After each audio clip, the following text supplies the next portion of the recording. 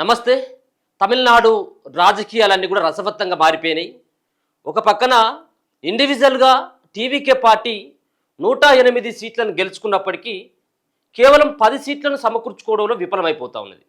So ముఖ్యమంత్రి విజయ్ ఖచ్చితంగా కాబోతున్నాడు. ముఖ్యమంత్రి విజయ్కి కాకుండా ఇంకెవరికి కూడా దక్కేటువంటి అవకాశాలు లేవు.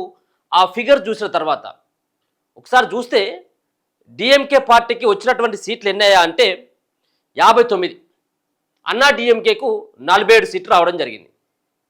ఈ రెండు పార్టీలు కూడా బద్ధశత్రువులే. ఈ ఇద్దరు కూడా కలిసేటువంటి అవకాశం లేదు. కాంగ్రెస్ పార్టీకి 5 వచ్చినాయి. అలాగే మిగతా ఉన్నటువంటి పార్టీలు ఏవైతే ఉన్నాయో సిపిఐకి 2, సిపిఎంకు 2, అలాగే పిఎంకేకు 4, వీసీకే పార్టీకి 2. ఆల్రెడీ కాంగ్రెస్ పార్టీ 5గురిని ఆల్రెడీ మేము పూర్తిగా డిఎంకే నుంచి విడిపోయి నెక్స్ట్ టీవీకే పార్టీ విజయ్కి మేము సపోర్ట్ చేస్తున్నామని వాళ్ళు ఆల్రెడీ లేఖ కూడా ఇచ్చేసిండ్రు. ఇక డిఎంకే పార్టీతో మాకు సంబంధాలు లేవు అని చెప్పేసి వాళ్ళు అక్కడి నుంచి వైదొలగడం జరిగింది. దాని తర్వాత విజయ్కి వచ్చినటువంటి సీట్లేమో 108 సీట్లు రావడం జరిగింది. 108 ప్లస్ ఈ 5 అంటే 113. 113లో -1 అంటే విజయ్ ఆల్రెడీ 2 చోట్ల పోటీ చేసి 2 చోట్ల గెలిచింది కాబట్టి ఒకటే చోట అది కౌంట్ అవుతుంది.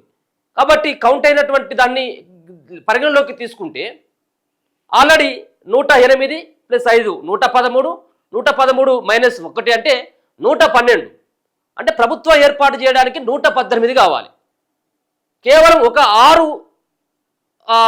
6గురు మద్దతు ఇస్తే ఆల్రెడీ ప్రభుత్వాన్ని ఏర్పాటు చేసేదే. సో ఇన్ని గెలిచినటువంటి 108 స్థానాలను గెలిచినటువంటి టీవీకే పార్టీ విజయ్కి 6గురిని సంపాదించుకోవడం పెద్ద సులువేం కాదని చెప్పేసి అనుకోవడం జరిగింది. కానీ అనూహ్యంగా గవర్నర్ నిర్ణయం కావచ్చు, సో ప్రభుత్వం ఏర్పాటు చేసేందుకు అవకాశం ఇవ్వాలని చెప్పేసి విజయ్ కోరడం, విజయ్ కోరినటువంటి వెంటనే అపాయింట్మెంట్ దొరికినప్పటికీ ప్రభుత్వ ఏర్పాటుకు మీ దగ్గర ఉన్నటువంటి సంఖ్య బలమేందో మాకు ముందుగా చెప్తేనే మీకు అనుమతిస్తాం, లేకపోతే లేదు అని చెప్పేసి గవర్నర్ తేల్చేయడానికి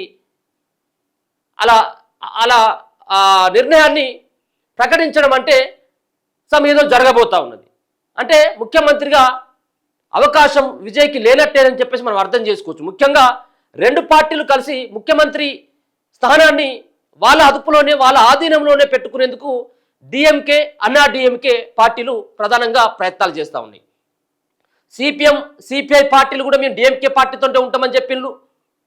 అంతేకాకుండా మిగతా ఉన్నటువంటి వీసీకే కావచ్చు, పిఎంకే కూడా వాళ్ళు ఆ 2 పార్టీలతో మేము ఉంటాం తప్పించి మేము విజయ్కి మద్దతు ఇచ్చేదే లేదని చెప్పేసి వాళ్ళు తేల్చేయడం అంటే పూర్తిగా డిఎంకే, అన్నా డిఎంకే వాళ్ళ మిత్రపక్షాలతో కలిసి ప్రభుత్వాన్ని ఏర్పాటు చేసేటువంటి ప్రయత్నం జరుగుతుంది. ఇప్పటికే విజయ్ గెలిచినటువంటి వెంటనే Z+ కేటగిరీని కేటాయించడం జరిగింది, సెక్యూరిటీని. కానీ ఇప్పుడు చూసినట్టయితే ఆయన ఒక్కడు, ఆయన వెనకాల ఇంకొక కారు మాత్రమే. సో గెలిచిన రోజు ఉన్నటువంటి హడావిడి ఏదైతే ఉందో, పోలీసు భద్రత ఏదైతే ఉందో మొత్తం పూర్తి స్థాయిలో తగ్గించడం జరిగింది.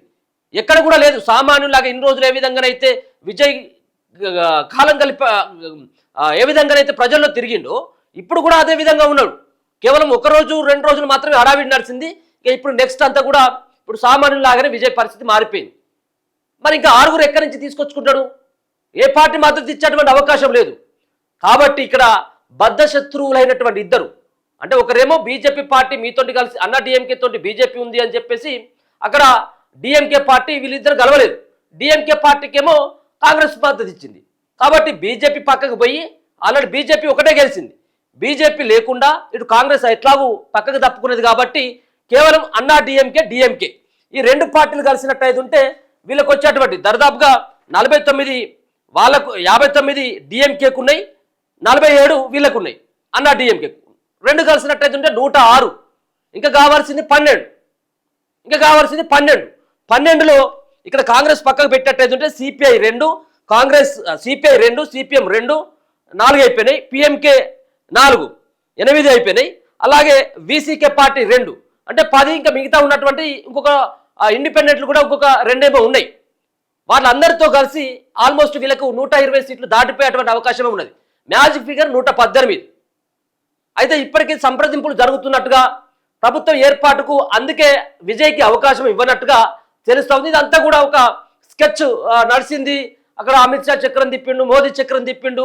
సో ఢిల్లీ వేదికగా ఈ చర్చలన్నీ నడిపి ద్రవిడ సంబంధించినటువంటి పార్టీల యొక్క ఉనికిని కాపాడుకునేందుకు ఖచ్చితంగా కలవాల్సినటువంటి అవసరం ఉందన్నటువంటి ఒక ఉద్దేశంతో అన్నా డిఎంకే పార్టీకి సంబంధించినటువంటి నేతలంతా కూడా కూర్చొని మాట్లాడుకున్న రహస్యమైనటువంటి మంత్రాలు జరుగుతున్నాయి కాబట్టి ఖచ్చితంగా దీన్ని కొంత వాయిదా వేయాలన్నటువంటి ఒక ప్రయత్నం జరిగింది. దాంట్లో భాగంగానే గవర్నర్ సైతం కూడా ప్రభుత్వ ఏర్పాటుకి సుముఖంగా లేడు. ఒకవేళ కనుక నీకు బలం ఉన్నట్టయితే బలం ఉన్నటువంటి సభ్యులు ఎవరెవరు అని చెప్పేసి ఏ పార్టీ మీకు మద్దతు ఇస్తుందన్నటువంటిది అది ముందుగానే మీరు మాకు ఇవ్వాలని చెప్పేసి ముందుగానే మీరు ఆ లిస్టును ప్రకటించాలని చెప్పేసి విజయ్కి చెప్పడంతో తెల్లముఖ వేయడగా తప్పలేదు. యాక్చువల్గా ఈరోజు నెహ్రూ స్టేడియంలో ఈరోజు పెద్ద ఎత్తున అభిమానులు కార్యకర్తలు అంతా కూడా ఏర్పాటు చేసిన ప్రమాణ స్వీకారానికి ఈరోజు ప్రమాణ స్వీకారం చేయాలి. కానీ ప్రమాణ స్వీకారం అంతా కూడా రద్దయిపోయింది. కనీసం ప్రభుత్వాన్ని ఏర్పాటు చేస్తాడా అంటే ఇప్పుడున్నటువంటి నేపథ్యంలో డౌటే. 99% ప్రభుత్వ ఏర్పాటుకి ఇక్కడ ఆయనకు సంఖ్యాబలం లేకపోవడమే ప్రధానమైనటువంటి కారణంగా కనబడతా ఉంది. సరే ఏదైతేనేమున్నది 2 సంవత్సరాలు పార్టీ పెట్టినటువంటి 2 సంవత్సరాలలోనే ఏకపక్షంగా 50-60 సంవత్సరాలుగా 2 పార్టీలే పరిపాలిస్తున్నటువంటి తమిళనాడులో తన యొక్క చరిష్మా ఏంటో చూపెట్టిన ఒక హీరోగా నిలబడడం జరిగింది. బాక్స్ ఆఫీసులోనే బద్దలు కొట్టినటువంటి విజయ్ మరోసారి బ్యాలెట్ బాక్స్లను సైతం కూడా బద్దలు కొట్టి మొత్తం దేశంలోనే ఉన్నటువంటి చాలా మంది యొక్క యువతని రాజకీయాల్లోకి రావాలనుకున్నటువంటి వాళ్ళకు ఒక ఇన్స్పిరేషన్గా నిలవడం జరిగింది. ఒక నూతనమైనటువంటి ఒక ఉత్తేజాన్ని ఇవ్వడం జరిగింది. 108 సీట్లు అంటే మామూలుగా కాదు, ఏకపక్షంగా 108 ఆటో డ్రైవర్లకు సీట్లు ఇచ్చిండు, డ్రైవర్ కొడుకు సీట్లు ఇచ్చిండు. అలాగే చాలా మందికి సామాన్యమైనటువంటి వాళ్ళకే టికెట్లు కేటాయించి వాళ్ళ గెలుపులో చాలా క్రియాశీలకంగా పనిచేసినటువంటి విజయ్ ఇలా ముఖ్యమంత్రి కావట్లేదు, ముఖ్యమంత్రిగా ఆయనకు సరైనటువంటి సంఖ్యాబలం లేదు, గవర్నర్ తిరస్కరించిండు అన్నటువంటి వార్తలు విన్నటువంటి నిజంగా ఆ విజయ్ అభిమానులు అయితే చాలా మంది బాధపడతా ఉన్నటువంటి పరిస్థితి కనబడతా ఉన్నది. కేవలం ఆయనకు వచ్చినటువంటి 108లో 10లో 5 ఆల్రెడీ కాంగ్రెస్ మద్దతు ఇచ్చినప్పటికీ కూడా ఆయనకు సంఖ్యాబలం లేకపోవడం, అలాగే బద్ధశత్రువులైనటువంటి డిఎంకే పార్టీలు కలిసి ప్రభుత్వాన్ని ఏర్పాటు చేస్తున్నాయంటే విజయ్ మీద ఎంత భయంకరమైనటువంటి కుట్ర జరుగుతూ ఉందో మనకు దీన్ని బట్టే అర్థమవుతా ఉన్నది. చూడాలి ఈ రోజు రేపేమైనా ఇంకా పరిస్థితులు ఏమైనా మారుతాయి అంటే విజయ్కి రాను రాను ఇంకా కొంత మద్దతు తగ్గుతుందే తప్పించి పెరిగేటువంటి అవకాశం అయితే లేదు. ఉన్నటువంటి ఇండివిజువల్ పార్టీస్ ఏవైతే ఉన్నాయో 2 సీట్లు 3 సీట్లు 4 సీట్లు గెలిచినటువంటి పార్టీలు ఏవైతే ఉన్నాయో ఇవి ఎక్కడ కూడా విజయ్కి మద్దతు ఇచ్చేటువంటి అవకాశం లేదు. అలాగే డిఎంకేలో ఉన్నటువంటి డిఎంకే ఎట్టి పరిస్థితుల్లో ఇచ్చేటువంటి పరిస్థితి లేదు. అలాగే అన్నా డిఎంకే నుంచి ఆల్రెడీ దాంట్లో ఉన్నటువంటి ఒక వర్గం అంతా కూడా మొత్తం పార్టీనే అన్నా డిఎంకే పార్టీని విలీనం చేసి ఆ ప్రభుత్వంలో భాగస్వాములు అవుదామని చెప్పేసి అనుకున్న తర్వాత సో మొత్తానికి వాళ్ళు ఉన్నటువంటి పళనిస్వామి కావచ్చు, మునుస్వామి ఇలాంటి వాళ్ళంతా వీళ్ళు ఏం చేసిందంటే అవసరం లేదు, మనం ఎవరికో పోయి మనం మద్దతు ఇవ్వాల్సినటువంటి అవసరం లేదు, మన ద్రవిడ పార్టీలను కాపాడుకోవాలి కాబట్టి మనం ఖచ్చితంగా కూడా అవసరమైనట్టుంటే అన్న డిఎంకే తోటి కూడా కలిసి మనం డిఎంకే పార్టీతో కలిసి మన ప్రభుత్వాన్ని ఏర్పాటు చేసేటువంటి అవకాశం ఉంది కాబట్టి మీరు తొందరపడొద్దు అని చెప్పేసి చెప్పడంతో వాళ్ళంతా వెనక్కి తగ్గిళ్ళు. కాబట్టి నెక్స్ట్ జరిగేది విజయ్కి మరి పురిస్టాపి పడుతుందా, ముఖ్యమంత్రి పీఠం ఏమన్నా ఇంకా దూరం అవుతుందా, లేకపోయినట్టయితే దగ్గర అయ్యేందుకు ఎంతవరకు అవకాశాలు ఉన్నాయంటే చాలా తక్కువ అవకాశాలే ఉన్నాయి. కేవలం కాంగ్రెస్ పార్టీ మాత్రమే మద్దతు ఇచ్చింది, మిగతా పార్టీలు మద్దతు ఇవ్వలేదు. కాబట్టి నెక్స్ట్ మరి గవర్నర్ ఏం చేయబోతా ఉన్నాడు, నెక్స్ట్ అతిపెద్ద అంటే ఇండివిజువల్గా మాకు వచ్చినటువంటి సీట్లు ఇవి, సో ఏకపక్షంగా మేము 108 సీట్లను గెలిచినప్పటికీ కూడా ప్రభుత్వ ఏర్పాటుకు మాకు అవకాశం ఇవ్వట్లేదు, గవర్నర్ మమ్మల్ని తిరస్కరిస్తున్నాడు అంటూ ఈరోజు సుప్రీంకోర్టుకు వెళ్ళేటువంటి ఆలోచనలో టీవీకే పార్టీ అయినటువంటి విజయ్ సైతం కూడా అటువంటి ప్రయత్నాలు జరుగుతున్నట్టుగా స్పష్టంగా అర్థమవుతుంది. చూద్దాం మరి భవిష్యత్తులో యంగ్ హీరో నెక్స్ట్ ముఖ్యమంత్రి అవుతాడా, లేకపోయినట్టుంటే స్టాలినా, లేకపోతే పళనిస్వామి ముఖ్యమంత్రి అవుతాడా అనేది కొంత సస్పెన్స్గానే మారిపోయింది.